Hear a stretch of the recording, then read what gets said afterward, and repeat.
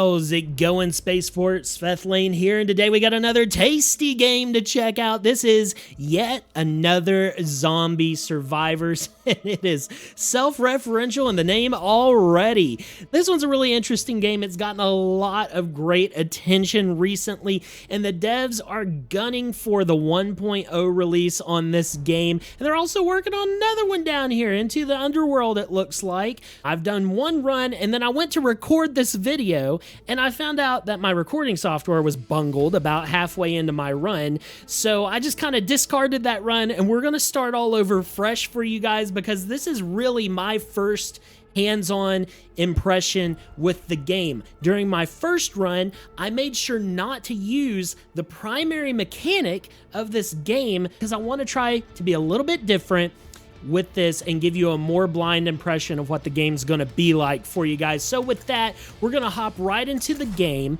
Check out the links below, which include the link to this game, some tasty links for the Spaceport Discord, my stream gear if you're interested to know what I'm using, and also consider dropping a like and a sub on the channel if you like roguelike and RPG content. So let's take a look at what we got here, guys. We have 3 different characters we can choose from. Last time I was using the SWAT character. You can see he's got some levels on him already, and I just did it to test out some mechanics. So this time we're gonna go with the tank and engineer. I think I'm gonna go with the tank this time, because last time on my bungled recording I was using the engineer, and you can see each character has individual levels. So we're gonna go with the one I have least experience on now. We're gonna go isolated city, default difficulty. You can see that there are 4 different difficulties here that are also different versions of gameplay. And then you have 2 majorly different gameplay versions down here, infinite and one-hit gameplay modes. So that's really cool. There's also leaderboards for those of you that are interested in that. This is a single-player game to my knowledge, but they do give you some leaderboards to battle against your friends and see who can do the best. So let's get right into it, and I'm gonna crack it open and let you guys know what it's all about. I hope you're doing awesome today, Spaceport. I'm in a good mood. I hope you can tell. This is one of those games that really gets me hyped up. It stands out a whole lot in the genre for just being really high quality, doing everything that it does extremely well. And oh, I'm not paying attention, I already got hit. But the high quality, the great visuals, it reminds me a lot of a game I used to play in the 2010s called Dead Frontier, I believe it was. And I believe there's a sequel to that game on Steam that wasn't so well received, but it used to be a really popular zombie MMO that had great ambiance, and this game brings some of that ambiance as well. That just the flashlight, how the zombies have these glowing red eyes in the shadow, got a little fog of war in here. You don't know exactly what's creeping around the corners for you. It just is it's a very well polished game, and I'm excited to test it out. So you can see we have 3 different things that we can level up at any given time. When we level up, I'm working on maxing out my main weapon, because one really interesting mechanic about Yet Another Zombie Survivors is when you max out your main weapon, it actually allows you to evolve your weapon into something more powerful and more useful. And I don't know exactly the extent that these upgrades go, because this game has some of the best meta progression of any Survivors-like Bullet Heaven game. Sorry, I need to fix my language. The devs of this game very insistent that we should be calling these Bullet Heavens, and that's okay with me. Okay, so now we have unlocked a new survivor. We went to an SOS beacon. We found a new survivor. Now I can recruit one of the other characters that are playable in the game. I'm gonna pull the SWAT, because he's a really nice, he holds it down for you, man. He comes up with the tac pistol. He's got the Glock on him, and he's just a reliable dude, okay? But yes, the devs are very insistent. This is a Bullet Heaven game, guys, but this has one of the most robust meta progression systems in any Bullet Heaven game I've played. I have no idea all the things that we can change. I haven't even checked it all out. All I know is the skill trees are huge, and it seems like there's a lot of really good stuff in there. I'm going to take the helicopter strike here. This is a big zone denial ability that I really enjoy using. Just, you won't see it much here because I cleared out the guys around me, but once it starts getting a little nastier out here, once there's more zombies showing up all around us, that's going to be helpful. It just mows down a big line of zombies in our way. All right, so we got some pickups here. We got Killing Frenzy. Looks like that boosts our attack speed, maybe our damage as well. I could upgrade any of these. I'm going to go with the pistol. My rule of thumb is that if you have your weapon maxed out first, that gives you a good foundation to build out your other abilities. But if you're lacking on the thing that fires the most on your character in this game, or these types of games rather, you're really doing yourself a disservice. I think it hurts your DPS overall in the run. Your curve doesn't come up enough. That could just be me talking out of my butt. I mean, what do I know? I'm just a YouTuber, man. I'm just a YouTuber. I don't know anything. All right, so now we get our first team perk. So these are items that you're going to pick up that give you pretty good boosts on things. I'm going to go ahead and take this med kit. These actually give some pretty significant... No, you know what? I'm going to reroll. Let's see if we can get something even better. Okay, magnet power-ups now also collect military training points, health packs, and time power-ups. Every time you receive damage, you gain 50% weapon speed... or weapon attack speed bonus for 5 seconds. And we also get plus 20 armor with this. I'm going to go ahead and take that. That's just going to lower the cap on the amount of damage we can take at one time. Let's get this pistol to level 4. I think the next time that we level him up, we should be able to get his second weapon, which is awesome. I really like the weapon evolution in this game, simply that it starts you over at level 1 on that weapon and allows you to keep boosting that up because the weapons, they normally function quite differently. Like you'll notice now we get an SMG with the SWAT character. This is going to be shooting a lot faster, but it's going to be a little bit less accurate than the pistol. So it has its own sets of challenges that leveling it up further is going to help overcome. So it's pretty neat the way that it all works. Once again, I haven't even started tapping into most of the meta progression in this game. So it could boost the limit by even more later on. I don't know if we get more weapons later. If we level up our characters, we can unlock more weapons. I don't know how any of it works, but I'm excited to find out because this game's just one of those that's a joy to play. It balances the challenge. It's difficult. A lot of it is like positioning. A lot of it is knowing where you are, where your enemies are, something that I'm really fond of. I'm a big fan of like learning the map, learning how things function in video games. And I think a lot of that came from me starting off my my streaming content creation career, playing a lot of Souls-like games. And so knowing what is surrounding you, very important, but it's not too hard. It's easy to pick up. It's easy to learn how this game works, but it has a lot of really deep systems in it that I enjoy.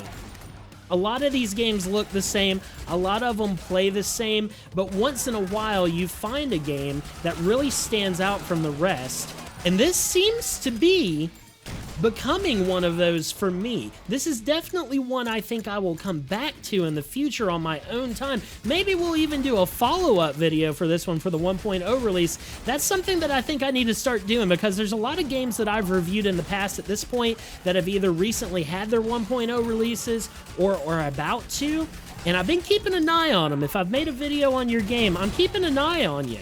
I want you to know that, devs. Because I'm interested in your continued success if I enjoy your game. So maybe we'll do a little revisiting on some of these later that I've been enjoying and see how they're shaping up in their full capacity. So just rambling. That's what you got to do sometimes. What you got to do. All right, we're going to keep boosting this SMG. We got another. Ouch, man! I'm being sloppy tonight. I am being real sloppy. I normally record like past 8 p.m., which, you know, after you work a full-time job all day and like you're stressing yourself out, you come home, take care of your family who you love very much, you know, you're recording videos late at night. There's a fall off for the cognitive ability. And I hit that right around like 9-10 p.m., which is where we're at right now. All right, so we got combat knife, duct tape, glass of milk, and a frying pan. That sounds like a crazy Tuesday night to me. All right, so combat knife does just a flat 30% extra damage to basic enemies. I'm going to take that. You just don't get that kind of bonus anywhere, baby. Oh man, that is going to boost our potential to crowd control massively. And so I haven't 100% figured out how the elite and boss monsters function in this game. I believe that what we're going to see probably fairly shortly here, yeah, here comes one right now. I see a red dot on the battlefield mini-map. Let me start boosting the electrical abilities. Okay, so yeah, this type of enemy here with a little health bar above his head, I think this is the elite. There's no, like, name above his head. I believe those are elites.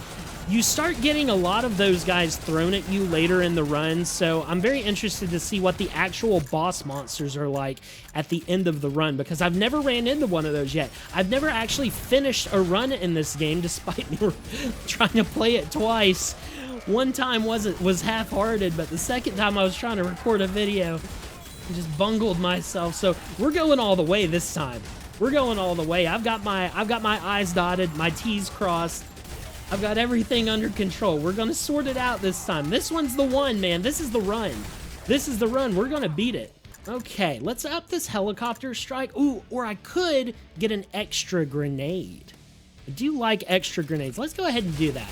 I like explosives. Explosives, you don't have to exactly hit what you're aiming for. That's the grand thing about explosives. You just kind of like, you go to the general vicinity and you say, good luck, everybody.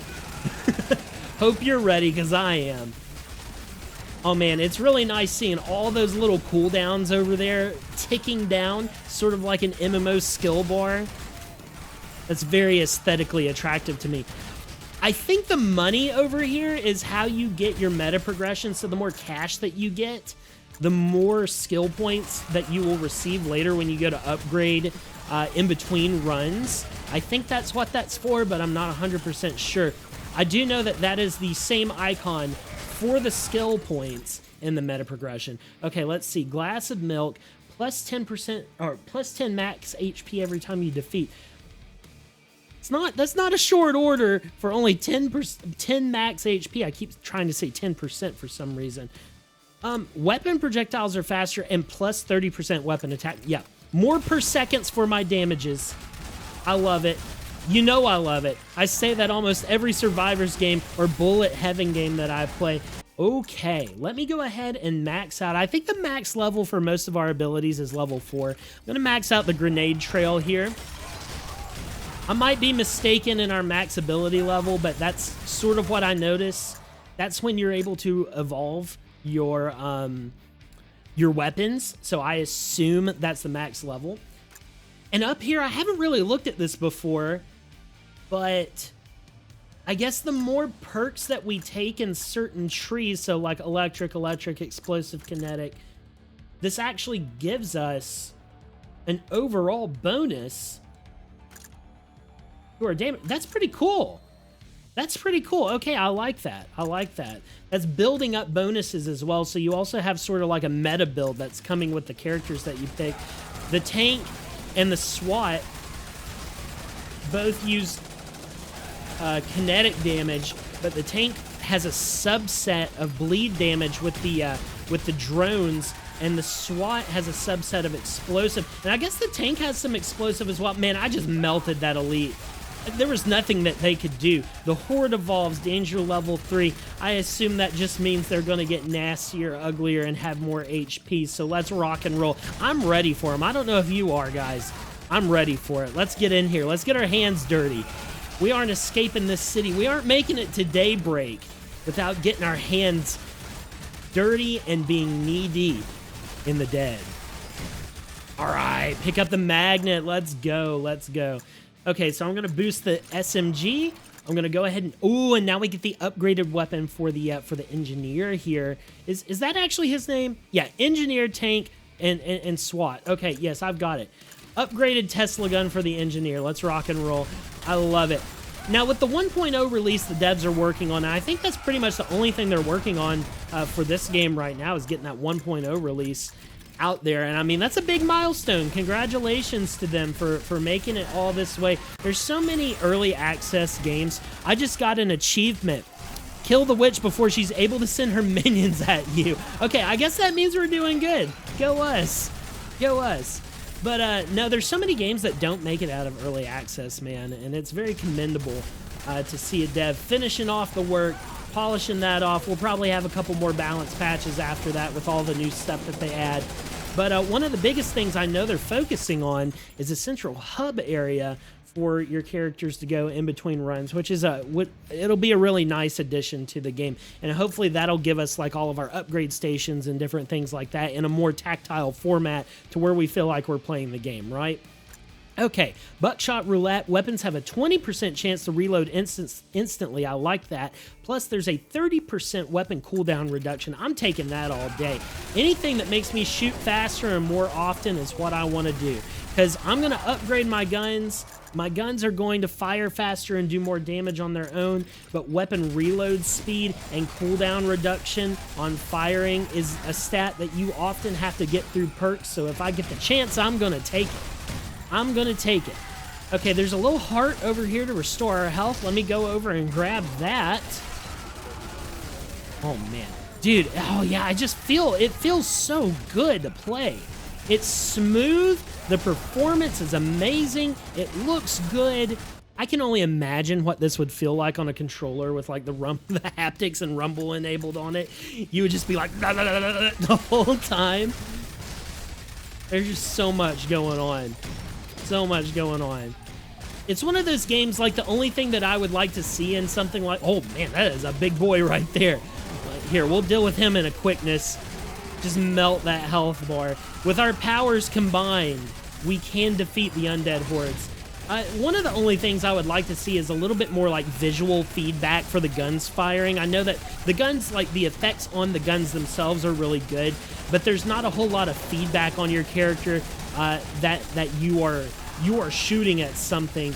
I don't know how you would go about doing that. Normally you would achieve that through screen shake or something. That's definitely not an option in this game because there's just too much going on to make that viable. Would not be able to see what was happening if my screen was vibrating all the time, but I don't know. I don't know that there's much of a way that you can make it better.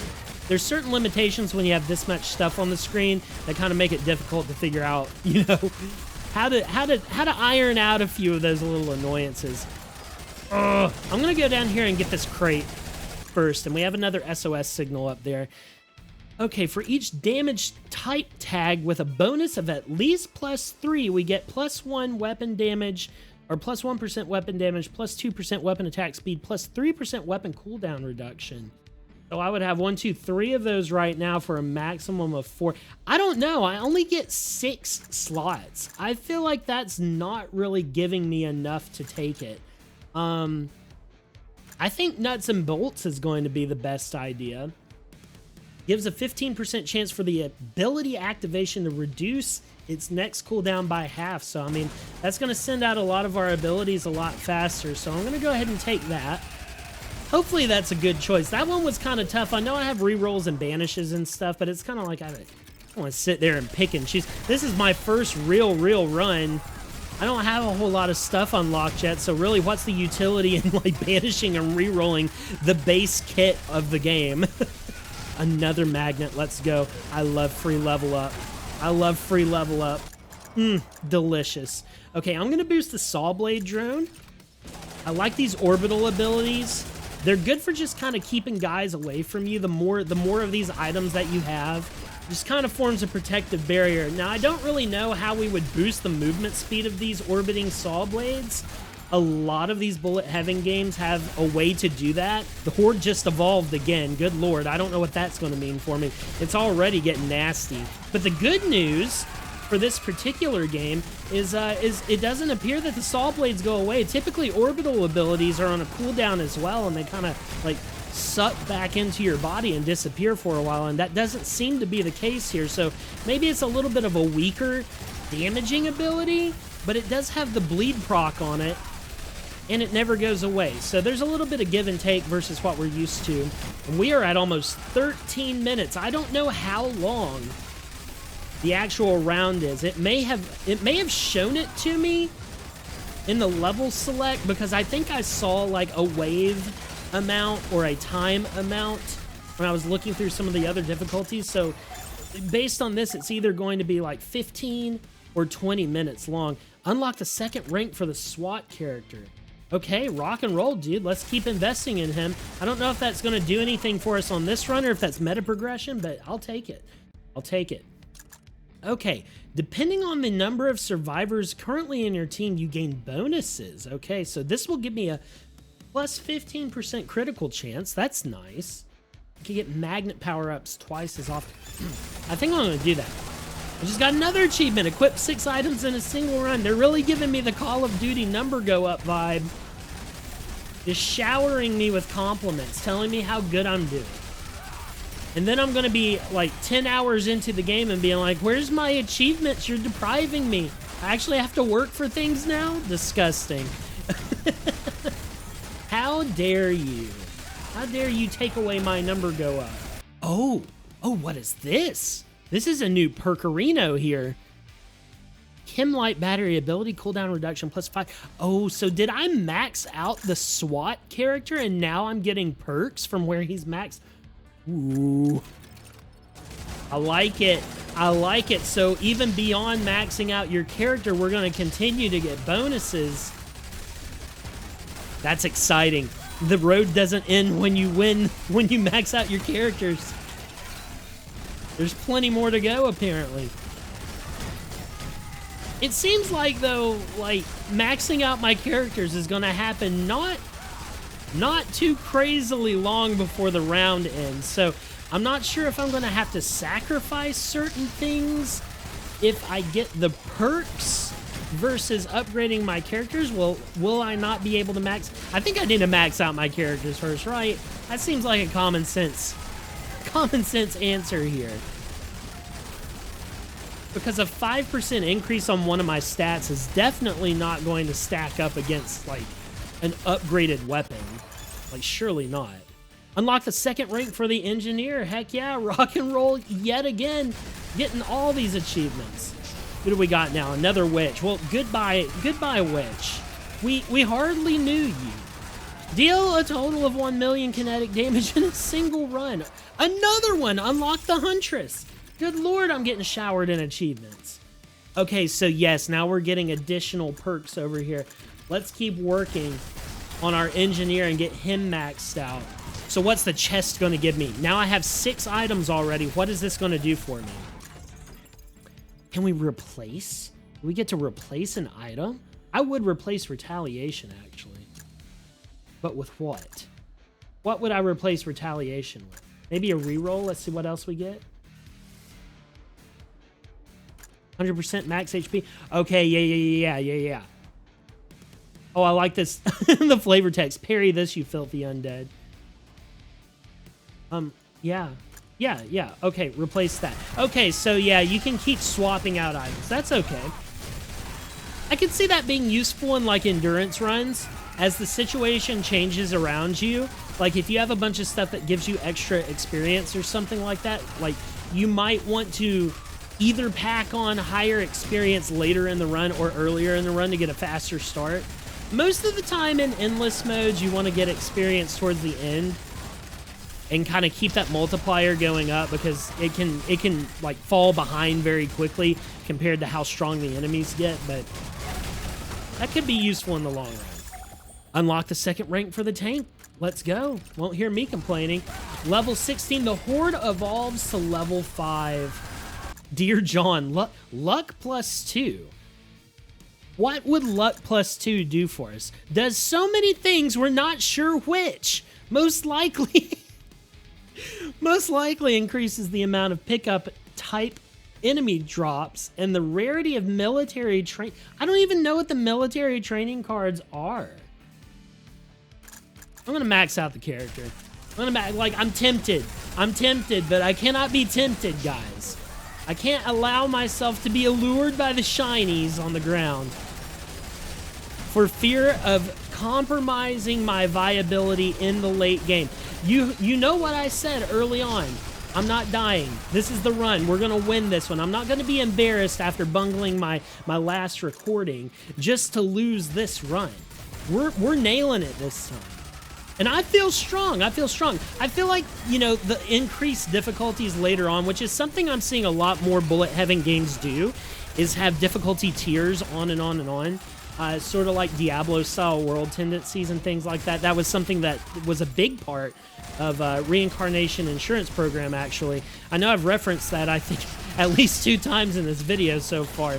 But that does help with your longevity, and it helps the devs to build continuous meta progression and let you take that system farther to get more replayability out of the games. I was actually talking to a few of my friends today about Bullet Heaven type games. You have certain roguelike games that give you like 50 plus hours of content, which is huge because most of them are like $30 or under, you know, unless they're like big productions, and then like maybe 40 bucks for things like the Rogue Prince of Persia, Hades, that sort of thing. But a lot of roguelike games are only going to give you like 10 to 20 hours of progression if you stick with them for the average quality ones. And there's a pretty stark line in between those 2 quality levels of games. And even though I do review both of those levels of games in quality, I think they have their own redeeming factors. I am very, very aware of that fact. Some of them are just not going to give you as much replay value as other ones.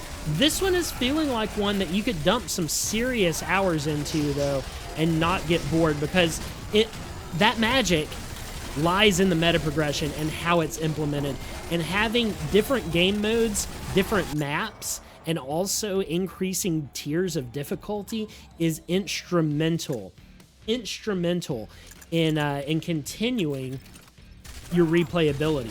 But that being said, there are a lot of average length roguelike games that are definitely in that 10 to 20 hour like replayability window that I absolutely think are worth buying, because a lot of those games are in the $10 to $15 price range. And so if I'm paying, you know, $1 per hour of entertainment that I'm getting out of the video game, I count that's pretty good value. You compare that to a movie that you go watch and you're paying like 15, 20 bucks for an hour and a half, 2 hour movie. I mean, the game has it down, no question. And a lot of AAA games you're paying $60, $70 for an 8 to 10 hour campaign. And it's like, come on, man. Like the money you put in versus the time you get out it's very important. I'm gonna skip. I feel really happy with the items that we have right now. Like, maybe I should be taking like a health item that increases the amount of healing that we get. We're really getting piled on by elites right now. I haven't pointed that out, but there's a lot of these special zombies showing up now. If I don't position myself well and I allow myself to get eaten up, that's going to be a bad time. We have 20 seconds or 40 seconds until the 20-minute marker. I think we're about to find out what happens at the end of the run. We're about to find it out. Half a minute. Oh, there's stuff on the other side of the map I really need before whatever happens. Ouch. Okay, let's try to get down here. I'm gonna grab this. Ow. I'm gonna grab this heart. I'm taking a lot of hits. Ouch. It's okay. It's okay. It's okay. I'm gonna get this magnet as well. Oh my gosh, there's so much happening. Now I'm getting a little worried. I'm getting a little worried all of a sudden. We got 2 seconds left. Reach team level 50 in the current run. I'm gonna take weapon damage plus 5. I'm gonna take, let's re-roll this. I'm gonna take armor plus 5 to reduce the amount of damage we take. Okay, the Horde evolves, damage level 6, and now there's nothing. It's quiet. Did we win? There's no boss at the end. Okay. Okay, you know what? I'll take that. I was getting a little worried for it being on the base difficulty. Holy moly, that was a lot of fun. That was a lot of fun. The tank obviously did the best. It looks like, you know, the earlier we got them, the more they were able to do damage-wise. That's not uncommon, and oh my god, number go up. You love to see it. That feels real good. That feels really good. Look at all these achievements I got. Look at all of these unlocks I got as well. Sniper. Oh, we got new weapons for our classes. So I wonder if next round when I take it through, I'll get different choices, like randomly rolled choices. 9-inch nails. Nice. Oh, this is great. Heck yeah. Now, before we wrap up, I want to give you guys a look at the meta progression. If you've hung in this long, thanks so much for hanging out, because I'm glad you're here and I hope you're enjoying the video. Okay, so taking a look at these upgrades, this is what I want to show you guys. These are permanent upgrades. We have different tiers that we can unlock, right? So here's all of the ones just in general. This is for my team. I have 25 skill points I can allocate to these things that are increasing damage, movement speed, cash, the normal stuff. And then there's a tier 2, there's a tier 3, and there's a tier 4. Now wait, now we have individual upgrades as well. So the levels we get on each character contribute their own skill points towards their own skill trees, which unlock evolutions for your secondary abilities, additional effects for your other weapons that you can get, all kinds of stuff. This is a synergy ability between the SWAT and engineer that launches an additional EMP grenade sometimes. The tank has his own stuff. There's just so much here, and you can see how many different classes there are. There's 8 different characters that you can get and match up 3 of those at any one time, unlock those synergies between each other. Like, it's just a lot. And I feel like it is going to, I think it's really going to give you a lot of replayability. And this game's $15, guys. I mean, this guy is batting above its league. Honestly, like, it's delivering a lot more than what you're paying for, in my personal opinion. So check it out, guys. Also check out their other upcoming game. I think it said something else at the beginning of the video. Now it says Hell Reaper. But you know what? Click on this if you get the game. Find out what it's about. I'm Svethlane. This is a recommendation for me. Yet another Zombie Survivors is an incredibly refreshing, high-quality entry into the Bullet Heaven genre that doesn't take itself too seriously and delivers a lot of quality for what you pay for. But until next time, guys, don't forget to drop a like if you enjoyed the video. Consider subbing for more roguelike and RPG content. And do me a personal favor by being kind to yourself, being kind to somebody else today. And yeah, until next time, I will talk to you guys later. See ya.